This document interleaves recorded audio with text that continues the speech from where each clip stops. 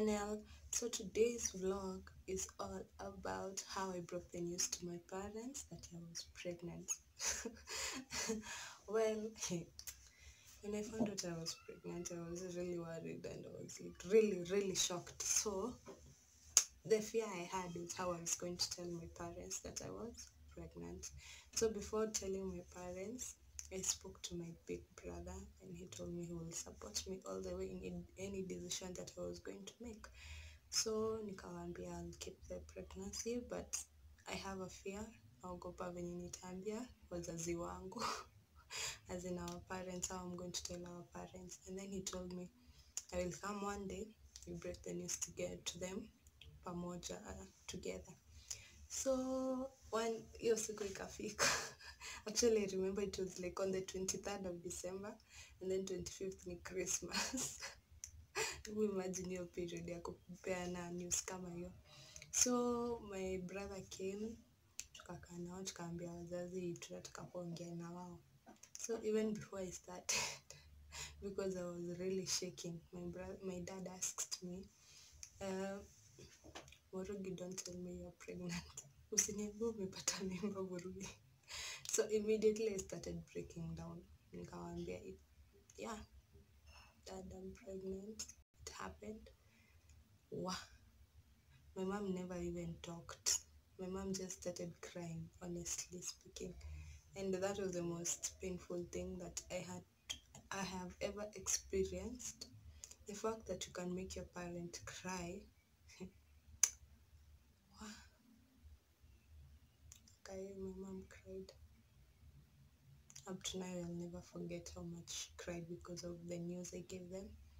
But my dad is outspoken. When he is angry, he just says, anapoa kila kitu yenye anataka kusema, anakuambia tu everything, be it painful, be it rude, be it na makasiriko. Unajua mzazi akikasirika venye anakuanga. So my dad, there are some words siwezi sema hapa, but my dad said those things, but I understood from their perspective. From his perspective, he was disappointed, and the only way to remove that anger was to say whatever he had to say. And after that, after telling them, they never spoke to me for a whole 3 days. Unaimagine uko kwa nyumba, mnapitana hivi ni kama mjuani.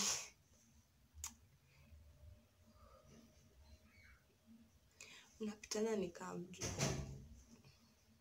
Ni kama mko strangers kwa nyumba you are strangers.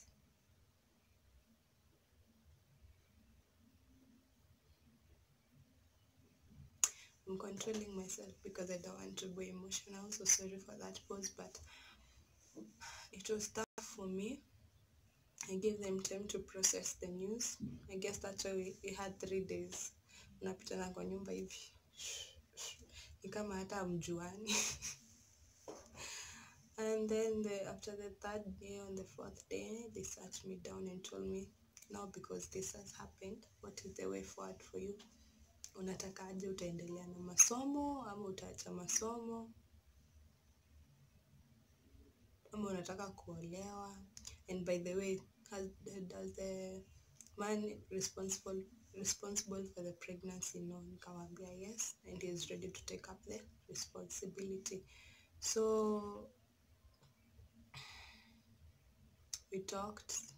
I went back to school, and throughout from that day, they were supportive, very supportive. They didn't let me give up on myself because of what happened. By the way, I got pregnant at the age of 19.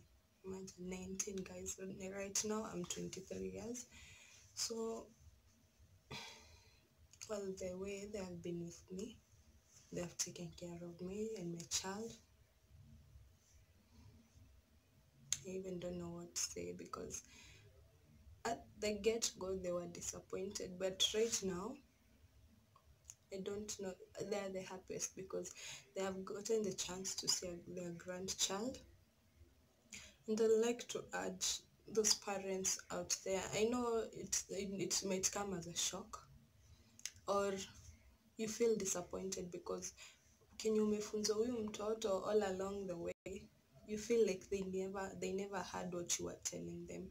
Well, at some point I understand when they feel like that, but when you get out there, you start exploring things. When you start exploring things, things happen.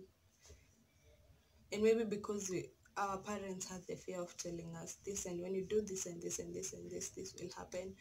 So unajua watu wazazi wa kitambo, because their parents didn't tell them these things, so us, we didn't get to hear these things. I know there are different parents out there who are very open with their children, but kuna ile fear yenye mtu anakuanga nayo.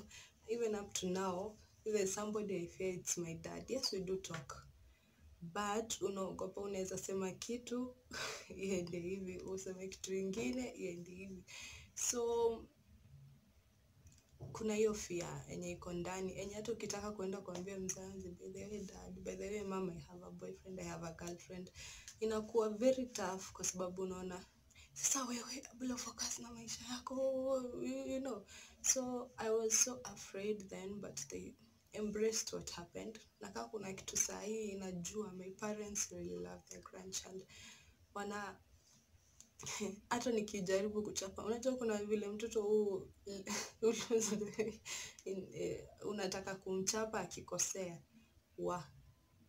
kama kuna mtu hapendi nini grandchild yake akipigwa ni my dad. So saa zingine I just sit like this and then I laugh. I can remember what my dad told me when I broke the news to him that I was pregnant. You start laughing because huyu mtoto sasa hivi venye anapendwa, hata sijui, even I don't know if the time reaches when I want to move out and get my own place. Sijui kama nitabeba huyu mtoto wangu, because there's this light, there's this joyness, there's this happiness that she has brought into our lives, and we really thank God for her. She's a blessing and she's really bright. Huyu mtoto, you sit down somewhere and then she starts saying things that mtu mwenye ako like 10 years 11 years ndo anaweza ongea kuhusu hizo vitu, and you just start laughing. So for your parents out there, I know when you get such news it might be heartbreaking, but the fact that you are there to support your child when going through this makes a very huge impact. Because if I gave up on myself then, if I decided wacha niachane na masomo nianze kuwa mama, hata sijui kama ninge manage you. That's why my parents told me, don't give up on yourself. Being a mother, after sasa wame process, being a mother doesn't mean everything you were doing has to end there. You can continue fighting on, fight, and you will achieve your dreams anyway. Right now, I know this channel somewhere will help someone, but if you're a parent out there, ati mtoto akipata mimba, yes, there are values you've instilled in them. That doesn't mean that they don't have those values anymore, but along the way people slide, mnaanguka, unaenda njia yenye ifai, but ukirudi the right path, you can go back to the right path. Ni venye it's just the same when you are in the path of Christianity. Unaweza sleep, feel like huyu Mungu naabudu hakuna kitu ananifanyia. Una sleep back, unakuwa nika unaacha kubelieve. But when something good happens or something unexplainable happens to you, then you start saying, enyewe kama si Mungu singekuwa hapa. Then you go back to the path of Christianity again. So that's why I would like to urge those parents out there, don't give up on your child. Embrace her with all her flaws. Hata kama amekosea, usimwache apitie shida peke yake. So thank you guys. If you have subscribed, please keep subscribing. Nawapenda sana. Please subscribe guys, subscribe. Don't forget to like, share, comment. Bye guys. I hope this vlog helped someone somewhere. Bye.